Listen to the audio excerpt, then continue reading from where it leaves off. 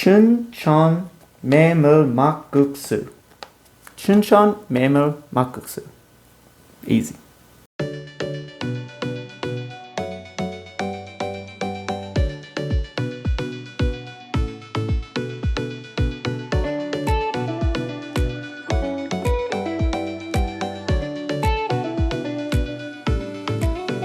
안녕하세요 from Korea. Welcome to Next Matchup. Today we're cooking Chuncheon Memil Makguksu. Let's see how easy this is, and more importantly, at the end, we'll see how delicious it is. So, let's get started.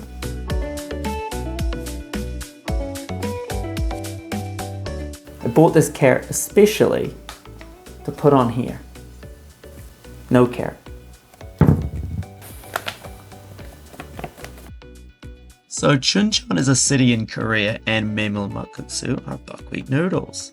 What makes this special and why it's called Chuncheon Makguksu is there's a little bit of broth in there that is put at the bottom, which you can see in the picture. So we're going to make this dish using the packet that we've got, and it's going to be in this Chuncheon style, which has the delicious broth included. So let's open this packet and see what's inside. Here's our buckwheat noodles, that's what makes it Memil Makguksu, as well as our spicy bibimbap. So we're going to mix that up. It's a spicy red sauce, I guess that's why the packet's red. And there's the broth, alright, so we're going to put that away in the freezer in a second, just to cool it down while we make everything. And that is some sliced seaweed with some sesame seeds, and we don't want that because we can make our own. So this goes in the freezer, and when we're done preparing everything, we'll take it out of the freezer. Use a little bit of cucumber to slice into matchsticks. There's little bits of cucumber in the picture on the packet, so that's why I'm going to do that. And I also always like to have something crunchy when I'm doing this type of noodle dish. There we go, that should be fine enough. Just slice those up. Cucumber goes great with the spicier sort of sauce that we're going to put on there. And the texture goes well because everything is sort of soft, so it's good to have a bit of crunch. Speaking of crunch, we've got some chives here, so slice those up. I'm pretty sure there's chives in the picture, but I almost always put chives on my noodles when I'm making this dish. Now, we are provided with seaweed that comes with the packet, but I love this seaweed. The seaweed that you get with the packet is not, it's bland to be honest, whereas this seaweed is covered in, it's got a bit of chump in, which is sesame oil, as well as some sea salt. It tastes amazing. I'm also adding in some meat on top of this. It is not traditional to add beef to this dish, but it tastes great, so I'm doing it. And my idea here is that I want the beef, in this case the meat, to be crispy on the outside because I think that'll give me a nice sort of crispy texture, almost like you're frying up bits of bacon to put on top. So that's the idea I'm going with. This type of sliced beef, sort of sliced very thinly, and you buy it frozen. It's very common in Korea. A lot of dishes use this. Since we're mixing everything up to eat this, I figure I'm going to slice this nice and thin to put on top. That way it'll mix well with the noodles later on. For our noodles, we're going for 3 minutes in boiling water. And you don't want much longer than that, especially for these noodles. They fall apart really easy. I would prefer to use noodles that I buy myself, or I have this specific brand that I like, but we're using the packet ones, so, you know, we're going to use what we're given. But I don't like these noodles. They're very sort of soft, and they really do fall apart if you overcook them. Once they're done, turn the heat off, and we're going to throw them in the cold water. Give them a quick wash. Now, the reason we wash these is because if you've had these noodles before, you know they're very starchy. So what happens is once you put it in the bowl, after giving it, you know, a rinse off at least, or cooling it down, you'll find that it clumps together and you get this big sort of ball of noodles that don't break apart very easily. We don't want that. Alright, so let's plate this. There's our red sauce. This is sort of what makes it that Memil Makguksu, that bibimbap almost mixed sauce with a spicy sauce on top.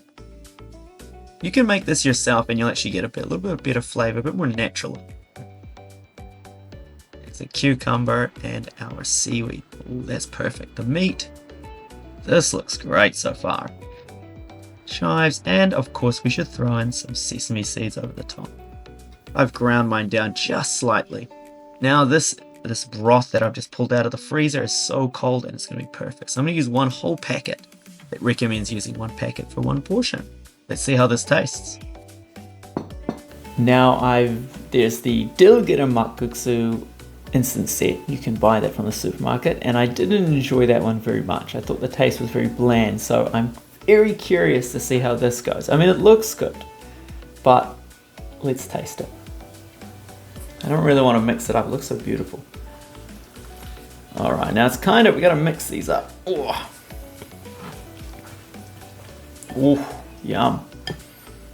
Oh, I mean, that looks good. That is how you eat noodles. But the taste is what we're here for, not what it looks like. Okay, there we go.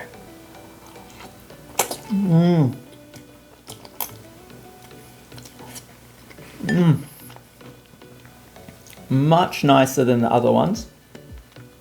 But at the same time, I do feel like I could make this at home just as easy. That sauce is really easy to make, and those noodles, the quality isn't as good. If you look at my other makguksu videos, my homemade ones, you can see I use these beautiful thick makguksu noodles, memil noodles basically, buckwheat noodles. So you get a much chewier texture, whereas these are chewy but they're very small. I don't like the size of them. I like the thicker ones, so they're not quite the same. And the sauce is alright, but it doesn't have all when you make your own sauce at home, it's so easy and you can control the flavor that you want. So it's not bad, but I feel like I can definitely improve on it. Adding the meat though, perfect. That little bit of meat flavor is really good. It's definitely not traditional though.